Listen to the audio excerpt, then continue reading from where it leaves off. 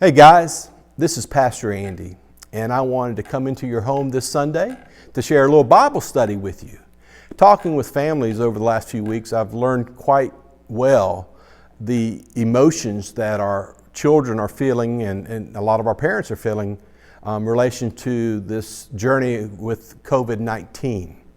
And words such as anxiousness and unknown fears about what's going to happen and how things are going to work out and so forth. And so I wanted to come to you today from the front porch. I'm on the front porch in front of the house. Many of you, like myself and my family, have been kind of staying near to the home and enjoying our time there. And I know we're all ready to travel a little bit, but we're not quite ready to do that yet. And so this Sunday, we are going to continue to send you videos, and you can use this video with your children on Sunday morning. But we're going to be talking a little bit today about fear and how we should approach fear. I want to take a moment and show my appreciation to Miss Dwan and Grilled Cheese and Quesadilla, as they've done a great job bringing lessons to our children each week, but I've given them this week off. And I just want to spend a little bit of time with you, families, and just share from my heart a little bit about some of God's scripture concerning emotions and feelings that we're all sharing during this time. And so oftentimes I have turned to a passage of scripture in Psalms 56, 3 and 4. And this is what that verse tells us. When I am afraid, meaning sooner or later, we all are going to be afraid of something. But when we are afraid, we can trust in you. Who's that you? Well, in God. In God. So let me read that verse to you.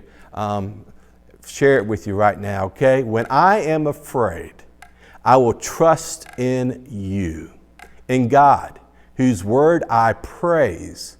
In God, I trust. So that's Psalm 56, 3 and 4. And it finishes up with, what can man do to me? Meaning, whatever happens, God is always going to be able to take care of me.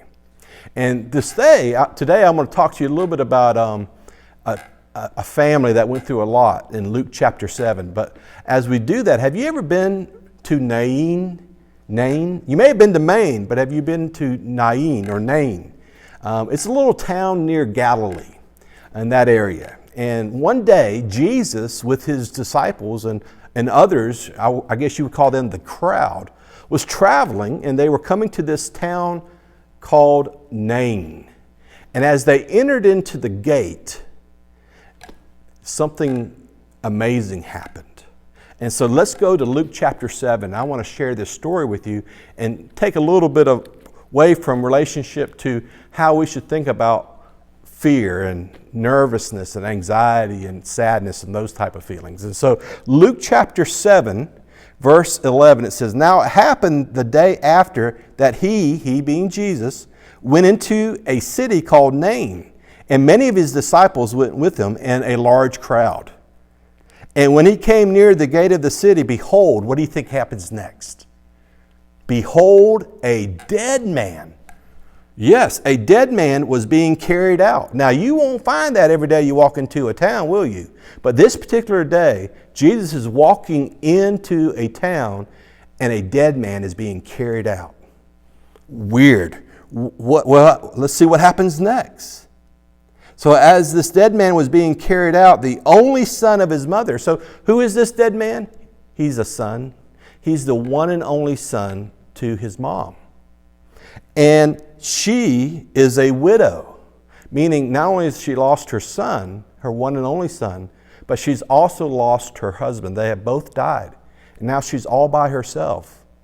She's sad. She's scared. She's nervous. She has no doubt a lot of anxiety of what's going to happen.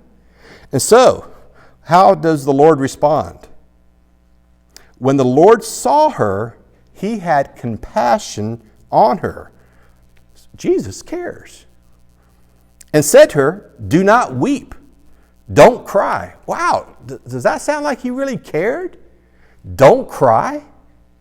Have you ever had a parent who've come to you and said, Don't cry? Don't be afraid? Well, a lot of times parents say these things so that they could help you realize that you don't need to be afraid because I'm here.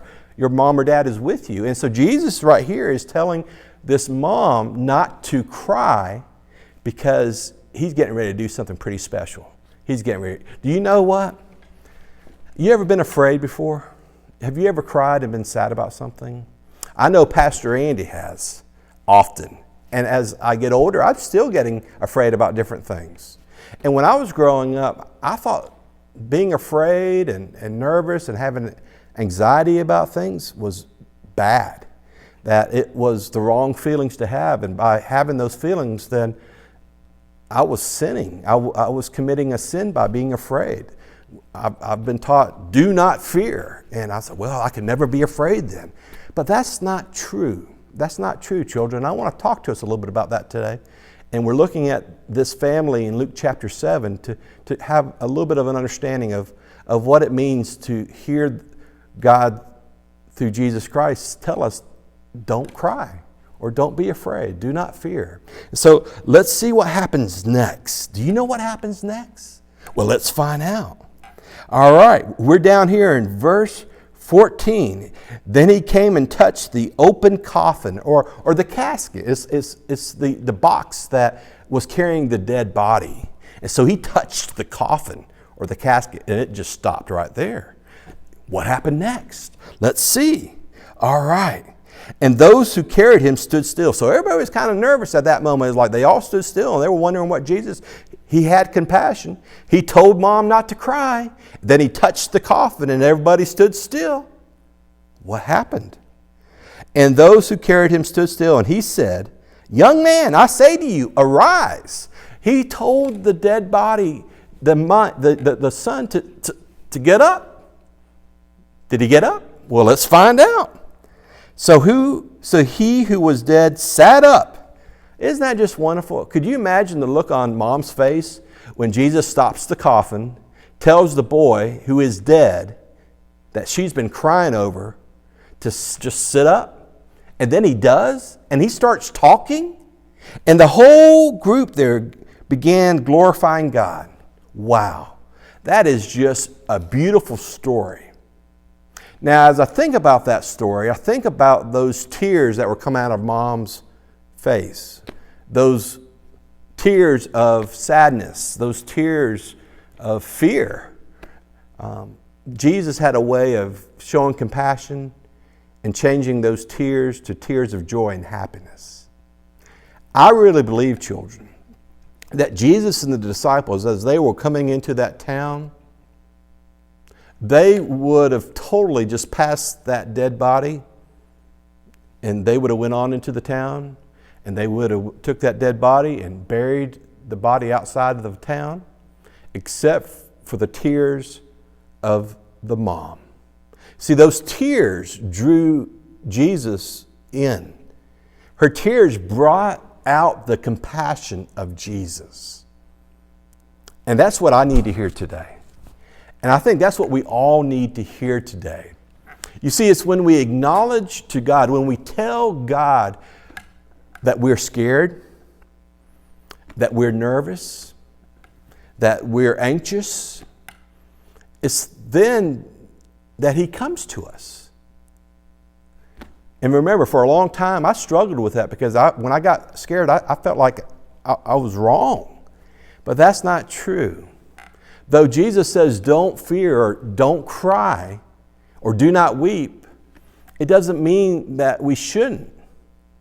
It just means that he's with us and he's ready to do something amazing. You want a Jesus-sized hug? You want the compassion of God just to be poured out all over you? Tell him you're scared. Tell him you're nervous. And he just opens up and comes into our life. So here's a very important point. I want to make sure we understand. It's okay to be afraid. God expects it. Being afraid is not sinful. But what you do after you are afraid could be. Fear expresses our weakness. as we worry about life, as we worry about what's going to happen next. Parents are afraid, children be afraid. We all can be afraid. God expects that. But weakness is not sin. No, weakness is not sin. Weakness is an opportunity for God to be strong in our lives. So, when you think about being afraid, remember, fear is natural. It's not sinful. But fear can easily lead us to temptation and to silence, which is not a good response when we are afraid. When we become afraid, we become vulnerable, or we become open to do things that we shouldn't do. So it's always important to speak honestly to the Lord and to our parents. We should ask for their help. We should ask for God's help. But when we are remaining silent and we're trying to keep it in and we don't admit that, basically we're trusting in ourselves more than God. And that's not good. That's not good ever. And so let your parents know how you feel. And I'm not saying that you're always afraid or you're always nervous. But when you are, and we all will be at some time, it's okay. Tell God that you're afraid and watch how He shows compassion to you. Remember Psalm 56, verse 3 and 4. When I am afraid, I will trust in you. In God, whose word I praise, in God I trust. I will not fear. What can man do to me? It has been so good to come to you from the front porch, and we've enjoyed our time together. And I look forward to seeing you real soon. By the way, I've got some good news. For all our 6th graders down to 5 years old who turned 5 September 1st, 2019, we are hoping to offer concretes and cranes this summer for Vacation Bible School. We've had to change the dates. It's July 20th through the 24th. But you can go to our website and you can register by going to the Children's Ministry tab, and you're going to find a part of that website that you can click on, and it will take you to a registration page or form. Fill that out and let us know that you're coming. We appreciate that so much. We love you here at Crowfield, and we're going to be together real soon. I just know it.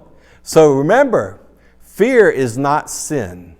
Fear is an opportunity to allow God to come into your life and give you a big, great Jesus-sized hug. Love you guys. Take care.